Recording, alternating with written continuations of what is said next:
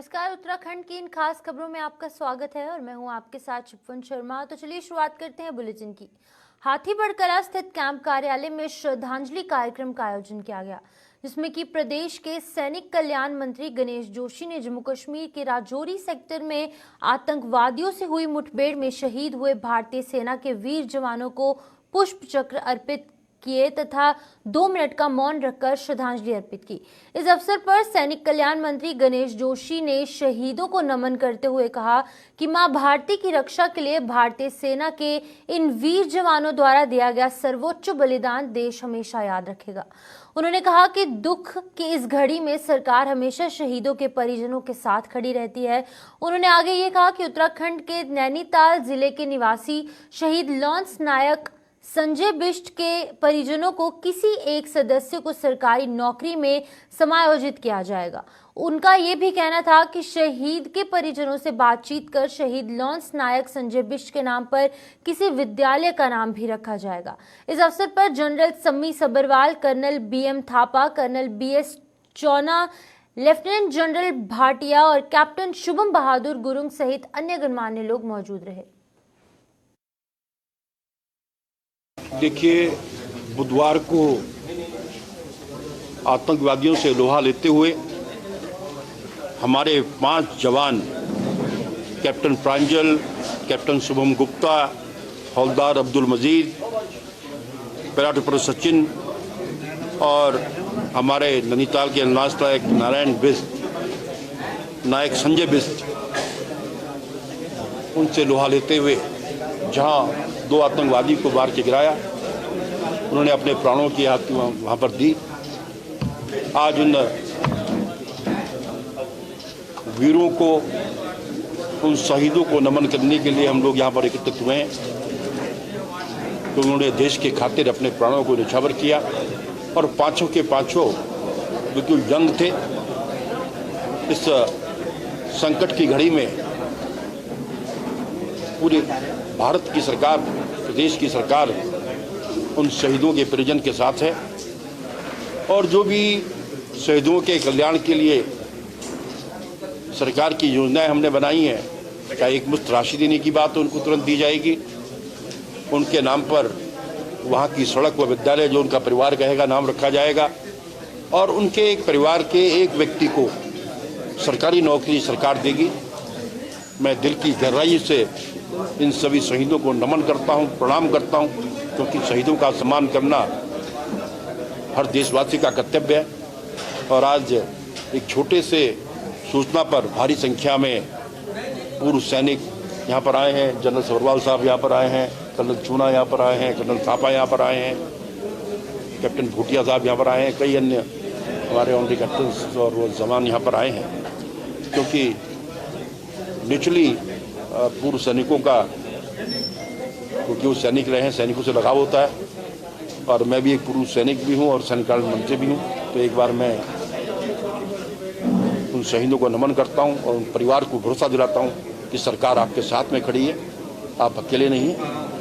और 26 तारीख को मैं जो हमारे प्रदेश के संजय बिष्ट शहीद हुए हैं, उनके व्यक्तिगत रूप से उनके आवास पर भी मैं जाऊँगा। हाल ही में कृषि विभाग का एक मामला सामने आया है, जिसमें कि कृषि यंत्र बांटने को लेकर कई गड़बड़ियां सामने आई हैं।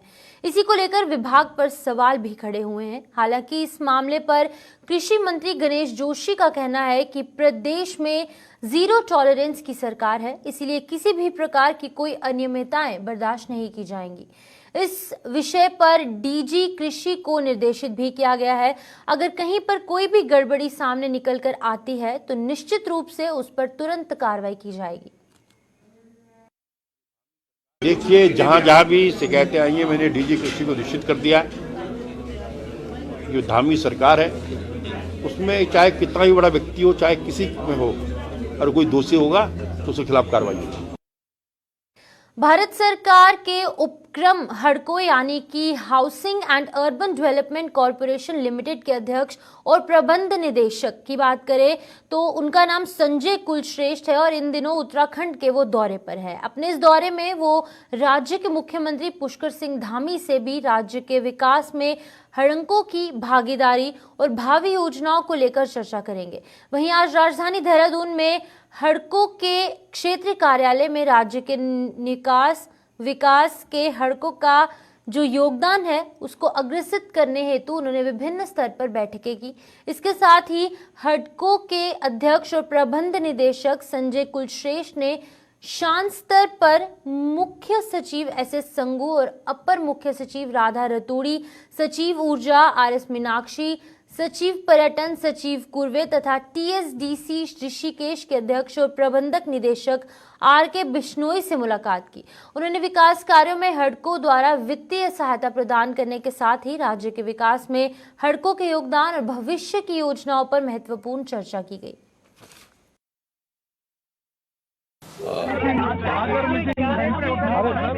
अरे भाई एक मिनट रुकिए, मैं बताता हूँ। देखिए ऐसा है, अरे भाई मैं आप लोगों के हाथ जोड़ता हूँ, मैं सबके प्रश्नों का जवाब दूंगा। आप एक एक करके पूछिए, एक एक करके पूछिए। आप ड्रॉपिंग आकर मशीन आज एक मिनट को पूछने जो मौजूदा संसाधन है मुझे लगता है कि और कुछ टेक्नोलॉजी, देखिए सारे ही संसाधन यहाँ पर उपलब्ध हैं और जो संसाधनों की आवश्यकता पड़ रही, जैसे प्लाज्मा कटर यहाँ पर नहीं था, प्लाज्मा कटर तत्काल मंगाया गया है।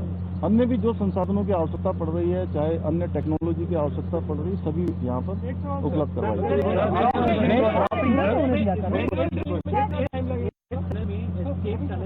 तो क्या ये बड़ी प्रॉब्लम है और क्या देखिए ये कंपनी की तरफ से एक गलती है इसके अंदर? देखिए ऐसा है कि हम सारी चीजें ध्यान में हैं, लेकिन उसके बावजूद हमारा सारा ध्यान इस पर है कि पहले हमारे जो भाई वहाँ अंदर हैं उन सबको बाहर निकाला जाए। उसमें आप सबका भी सहयोग अपेक्षित है।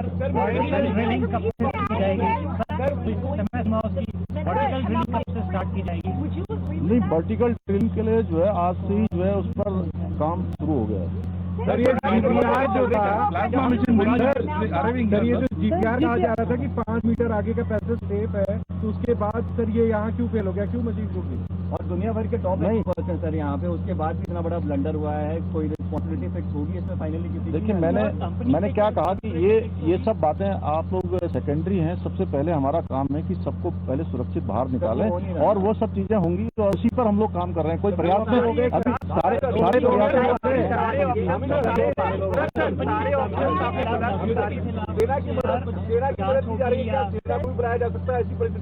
सेना के लोगों की ऑलरेडी उनको मदद ले रहे हैं।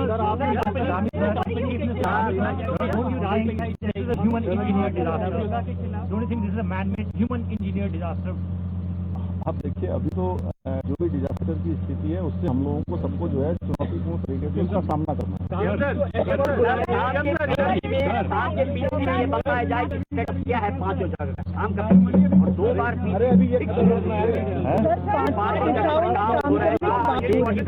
पर क्या किसी और जगह पर कोई प्रोग्रेस है? कितना हुआ है वो बताया गया था कि 9 मीटर तक अंदर पहुंचे। नहीं, वो काम कर रहे हैं। RVNL वाले लोग वहाँ से लगे हुए हैं, RVNL वहाँ से काम कर रही है और ऊपर से सतलुज वाले काम कर रहे हैं। अलग अलग तरीके से सभी साइडों में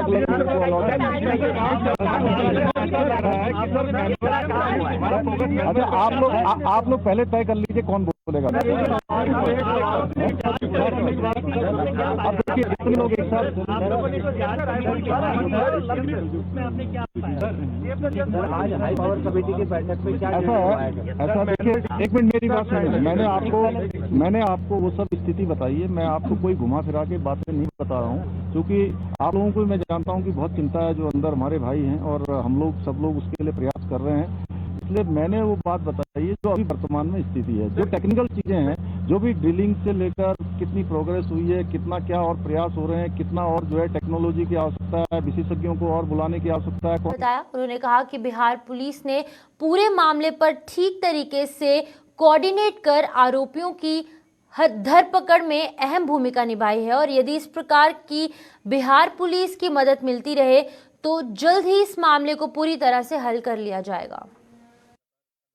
कि अभी तक जो हमारा जो सपोर्ट फैक्टर देखा जाए वहाँ की जो हमारी एसटीएफ की, बिहार की हो चाहे पुलिस को, बहुत ही अच्छा कोऑर्डिनेशन, चूंकि मैं स्वयं से 2 बार वहाँ जा चुका हूँ और अच्छा कोऑर्डिनेशन है। लेकिन जैसे मैंने कहा कि हर जगह कहीं ना कहीं कुछ उसके सिस्टम के लूपहोल्स होते हैं और वो हर जगह होते हैं, चाहे वो पुलिस हो चाहे अन्य विभाग हो। उस लूपहोल्स का फायदा गैंग जरूर उठा रहा है और तभी वो इस तरह से लगातार अन्य प्रांतों में जाके घटनाएं कर रहा है और पकड़ा नहीं जा रहा। तो कहीं ना कहीं एक छोटा लूपहोल छूट जाता है, लेकिन जो कोऑर्डिनेशन का लेवल है वो काफ़ी अच्छा है। पुलिस के सीनियर अधिकारियों से मुलाकात करने के बाद काफ़ी अच्छा कोऑर्डिनेशन है और मुझे लगता है कि उनके सहयोग से हम आगे इसमें और अच्छा कर पाएंगे। काशीपुर के लक्ष्मीपुर पट्टी की खाकलिक कॉलोनी में हुए 2 सगी बहनों की हत्या के पीछे पुलिस प्रथम तंत्र मंत्र को मानकर चल रही है। हालांकि जांच के बाद ही मामले का खुलासा हो पाएगा। एक शव तो 3-4 दिन पुराना बताया जा रहा है। फिलहाल पुलिस ने दोनों शवों को पोस्टमार्टम के लिए भेज दिया है। बताते चलें कि आज सुबह खालिक कॉलोनी में अली हसन के घर में उसकी 2 पुत्रियां मृत अवस्था में पाई गई। इस दोहरे हत्याकांड से शहर में सनसनी हुई। वहीं एसपी अभय सिंह और सीओ वंदना शर्मा पुलिस बल के साथ घटनास्थल पर पहुंचे तथा मौके पर निरीक्षण किया और घर के लोगों तथा पड़ोसियों से पूछताछ भी की गई। पूछताछ के दौरान यह पता चला कि अली हसन का परिवार तंत्र मंत्र पर विश्वास करता था। आज पुलिस को सूचना मिली कि खालिद कॉलोनी में ये अली हसन का परिवार रहता है और इनके वहाँ इनके अपने बच्चे हैं, जिसमें लड़कियां और लड़के हैं, इनके कुल 7 बच्चे हैं। तो उसमें एक डेथ की सूचना मिली थी। मौके पर जब आकर के देखा गया तो उसकी डेड बॉडी है वो संदिग्ध है और गले पे भी कुछ लिगेचर मार्क हैं और एक जो बॉडी है वो लगभग 4-5 दिन पुरानी है, प्रथम दृष्टया प्रतीत हो रही है और जो कि बॉडी डिकम्पोज होने लगी है, इसलिए उसकी बहन भी आ रही है। लिहाजा अभी हम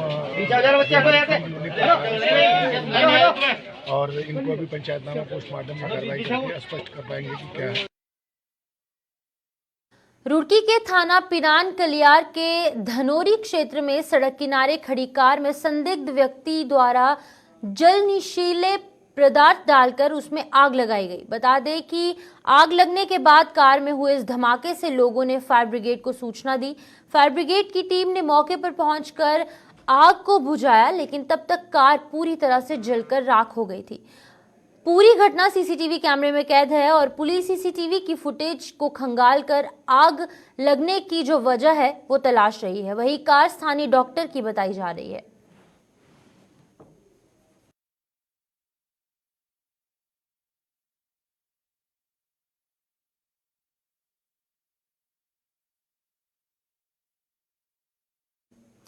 फिल्म अभिनेता आदित्य रॉय कपूर ने काशीपुर में कल्याण ज्वेलर्स के शोरूम का उद्घाटन किया। इस दौरान बॉलीवुड अभिनेता आदित्य रॉय कपूर की एक झलक पाने के लिए उनके फैंस की भीड़ उमड़ पड़ी। जैसे अभिनेता आदित्य रॉय कपूर गाड़ी से उतरे तो फैंस ने उन्हें देखते ही शोर मचाया और उनका वेलकम भी किया। आदित्य रॉय कपूर ने भी फैंस का अभिनंदन किया और स्वीकार किया और रोमांचित प्रशंसकों के समूह को संबोधित करते हुए कहा कि काशीपुर में फैंस का प्यार और शानदार नए शोरूम का उद्घाटन कर मुझे बेहद खुशी है।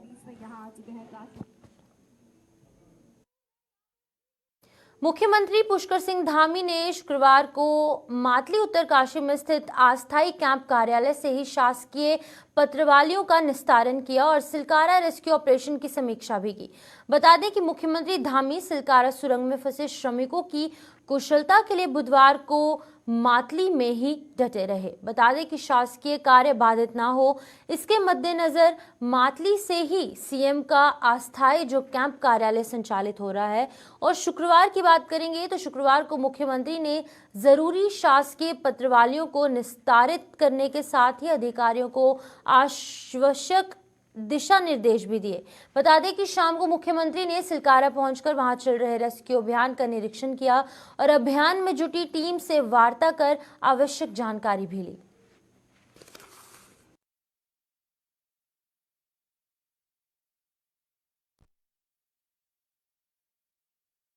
उत्तरकाशी के सिलकारा में हुए टनल हादसे को लेकर सियासत लगातार जारी है। विपक्ष के द्वारा लगातार सरकार पर लापरवाही बरतने के आरोप लगाए जा रहे हैं। बता दूं कि टनल का काम करने वाले ठेकेदारों पर कार्रवाई न होने पर कांग्रेस लगातार सरकार पर हमलावर है। एक सवालों का जवाब देते हुए भाजपा के मीडिया प्रभारी मनवीर चौहान का कहना है कि सरकार लगातार उन 41 मजदूरों की लोगों की जान बचाने और उन्हें टनल से सुरक्षित बाहर निकालने को लेकर प्रयासरत है। साथ ही उन्होंने कांग्रेस पर पलटवार किया और उन्होंने कहा कि कांग्रेसी नेता सिर्फ उत्तरकाशी घूमने को जा रहे हैं। साथ ही उन्होंने कांग्रेस पर आरोप लगाते हुए कहा कि कांग्रेस वहां पर कार्य कर रही है और एनडीआरएफ, एसडीआरएफ समेत सभी बचाव कर्मियों के मनोबल को तोड़ने का कार्य कर रही है। साथ ही उन्होंने मजदूरों के परिजनों को भड़काने का भी कांग्रेस पर आरोप लगाया है। देखिए, हमारे मुख्यमंत्री माननीय पुष्कर सिंह धामी जी, हमारे प्रधानमंत्री माननीय नरेंद्र भाई मोदी जी, हमारी सरकारों की पहली प्राथमिकता वहां पर जो 41 मजदूर फंसे हैं उनकी जान बचाना है और इसके लिए युद्ध स्तर पर रात और दिन काम चल रहा है और विश्व की सबसे उच्च कोटि की तकनीकी का प्रयोग वहां किया जा रहा है और मुझे लगता है कुछ ही घंटों बाद सब ठीक रहा तो बहुत अच्छी खबर मिलने वाली है। 41 की 41 जिंदगियां सुरक्षित बाहर निकलने वाली हैं।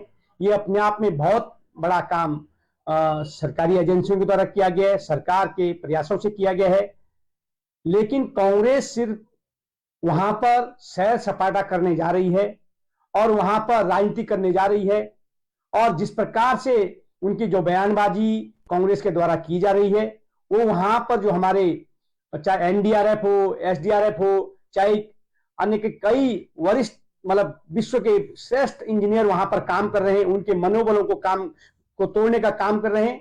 साथ ही जो अंदर श्रमिक फंसे हैं उनके जो परिजन हैं उनके मनोबलों को तोड़ने का काम कर रहे हैं। और यही नहीं, ये बड़ी दुर्भाग्य की बात है कि विपक्ष, पूरा विपक्ष वहां पर जो वहां परिजन हैं उनको भड़काने का भी काम कर रहा है, जो कि बहुत ही दुर्भाग्यपूर्ण है। देखिए, हमारे यशस्वी प्रधानमंत्री नरेंद्र भाई मोदी जी के नेतृत्व में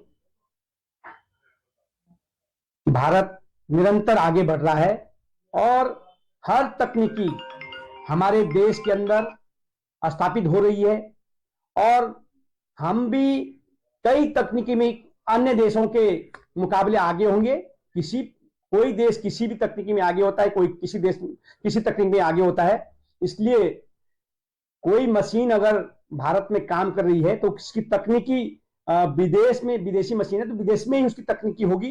लेकिन ये पहली बार हो रहा है आदरणीय नरेंद्र भाई मोदी जी के नेतृत्व में कि अगर हम बाहर से कोई मशीन ले रहे हैं तो उसकी तकनीकी भी यहां डेवलप हो, तकनीकी सहित उसको खरीद रहे हैं, तो ये अपने आप में पहली बार हो रहा है और देश बहुत आगे प्रगति की ओर बढ़ रहा है। देखिए, हमारे कांग्रेस ने प्रदेश के कैबिनेट मंत्री धन सिंह रावत पर सत्ता का दुरुपयोग करने के आरोप लगाए। इस मामले को लेकर कांग्रेस द्वारा देहरादून में एक प्रेस कॉन्फ्रेंस की गई और कैबिनेट मंत्री धन सिंह रावत सहित भाजपा पर जमकर निशाना साधा। प्रेस कॉन्फ्रेंस संबोधित करते हुए कांग्रेस की प्रदेश प्रवक्ता गरिमा दसौनी ने आरोप लगाया कि राजस्थान चुनाव प्रचार के दौरान कैबिनेट मंत्री धन सिंह रावत अपने साथ राजस्थान निवासी असिस्टेंट प्रोफेसर को ले गए और उनकी जनसभाओं के दौरान ली गई फोटो अभी तक सोशल मीडिया पर वायरल हो रही है। उन्होंने ये भी कहा कि असिस्टेंट प्रोफेसर उत्तराखंड के एक नर्सिंग कॉलेज में तैनात हैं।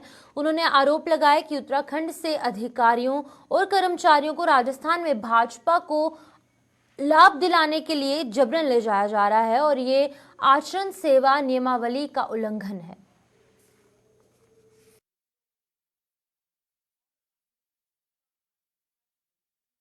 सनसनीखेज खुलासा हुआ है कि राजस्थान समेत 4 अन्य राज्यों में जो विधानसभा चुनाव गतिमान हैं उसमें राजस्थान में चुनाव प्रचार प्रसार करने पहुंचे उत्तराखंड के काबीना मंत्री डॉक्टर धन सिंह रावत, जो कि कई महत्वपूर्ण विभाग उत्तराखंड में संभाल रहे हैं, उन्होंने अपनी सत्ता का दुरुपयोग करते हुए सरकारी अधिकारी कर्मचारी आचरण सेवा नियमावली का उल्लंघन करते हुए चंपावत में कार्यरत असिस्टेंट प्रोफेसर राम कुमार शर्मा जी अपने साथ वो चुनाव प्रचार और एक राजनीतिक कार्यक्रम में डॉक्टर धन सिंह रावत का सत्कार करते हुए डॉक्टर श्री राम कुमार शर्मा दिख रहे हैं और श्री राम कुमार शर्मा बताया जा रहा है कि राजस्थान के ही रहने वाले हैं, तो चुनाव में लाभ लेने की दृष्टि से सत्ता का दुरुपयोग ये दिखाई पड़ता है और राजनीतिक शुचिता और पारदर्शिता की बड़ी बड़ी बातें करने वाले दल को ये एक आईना है। आज हमने इसी बाबत एक शिकायती पत्र भारत निर्वाचन आयोग को और राजस्थान निर्वाचन आयोग समेत उत्तराखंड निर्वाचन आयोग को लिखा है, जिसमें हमने उनसे इस प्रकरण का संज्ञान लेने की गुजारिश करी है, अनुरोध किया है कि राजनीतिक और सामाजिक शुचिता के लिए बहुत ज़रूरी है कि संबंधित व्यक्तियों पर कार्रवाई की जाए ताकि एक उदाहरण प्रस्तुत हो सके। बताया ये भी जा रहा है कि श्री राम कुमार शर्मा को इस एवज में जो वो भाजपा के लिए कर रहे हैं सरकारी कर्मचारी होने के बावजूद, उस एवज में उनको चंपावत से देहरादून लाया जा रहा है अपर निदेशक के पद पर। तो ऐसे में ये सीधे नियमों का कानूनों का उल्लंघन दिखाई पड़ता है और कल हम राज्य निर्वाचन आयोग से स्वयं मुलाकात करने भी जाएंगे। आज प्रदेश सरकार द्वारा प्रदेश की सड़कों को गड्ढा मुक्त करने के लिए मुख्यमंत्री पुष्कर सिंह धामी ने पीडब्ल्यूडी के अधिकारियों को प्रदेश की सभी सड़कों को गड्ढा मुक्त बनाने के दिशा निर्देश दिए हैं। बता दें कि मुख्यमंत्री के निर्देश को लेकर कैबिनेट मंत्री सौरभ बहुगुणा ने कहा कि मुख्यमंत्री पुष्कर सिंह धामी द्वारा प्रदेश की सड़कों को गड्ढा मुक्त करने को लेकर निर्देश जारी किए गए हैं और वहीं जिसे कहीं ना कहीं आने वाले दिनों में प्रदेश की सड़कें पूरे तरीके से गड्ढा मुक्त हो जाएंगी। वहीं दूसरी ओर इस मामले को लेकर कांग्रेस प्रदेश प्रवक्ता गरिमा दसोनी का कहना है कि प्रदेश सरकार द्वारा सड़कों को गड्ढा मुक्त करने के लिए निर्देश तो जारी किए गए, लेकिन अभी तक प्रदेश की सड़कें जो है वो बदहाल हैं। स्मार्ट सिटी के कार्यों से लोगों को दिक्कतें हो रही हैं। उन्होंने ये भी कहा कि मुख्यमंत्री पुष्कर सिंह धामी द्वारा एक एप्लीकेशन भी लॉन्च की गई, लेकिन ऐप का प्रदेश की जनता को फायदा नहीं मिल रहा है। ऐसे में सरकार द्वारा किए जा रहे सभी दावों की पोल खुल रही है।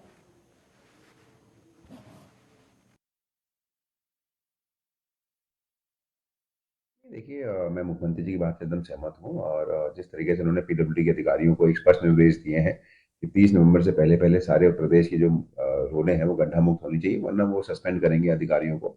और होना भी चाहिए, क्योंकि सरकार के रूप में हमारा सबका फर्ज यही है कि जो हमारी पब्लिक है उसको कहीं ना कहीं सुविधा पहुंचाई जाए, रोडों का नेटवर्क अच्छा हो। एक्सीडेंट्स होने का डर होता है जब गड्ढे होते हैं, लोगों को चोट लगने का डर होता है, और जो अधिकारी अपनी जिम्मेदारी को नहीं समझ रहा है और काम नहीं कर रहा है उसके खिलाफ एक्शन होना चाहिए। उस ऐप से अच्छी खासी किरकरी कराई पुष्कर सिंह धामी जी ने। अगर सब कुछ जनता ने करना था, उस ऐप में बेसिकली जनता से ये मांग की गई थी कि आप अपने एरिया के गड्ढों की फोटो खींचें और उस ऐप पर अपलोड करें, शासन प्रशासन उसको ठीक करेगा।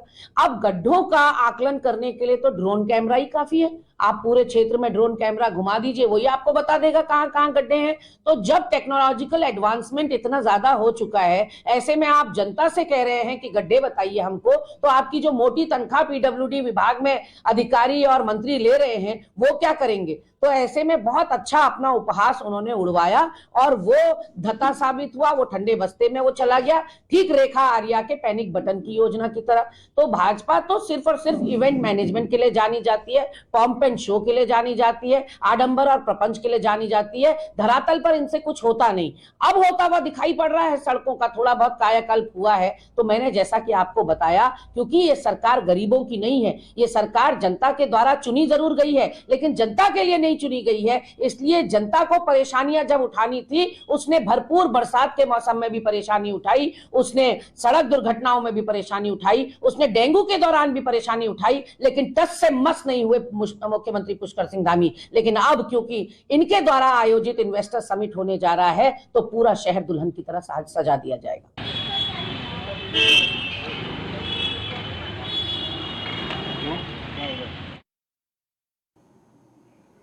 तो चलिए, उत्तराखंड की इन खास खबरों में इतना ही। मुझे दीजिए इजाजत। आप जुड़े रहिए गुलिस्तान न्यूज के साथ। नमस्कार।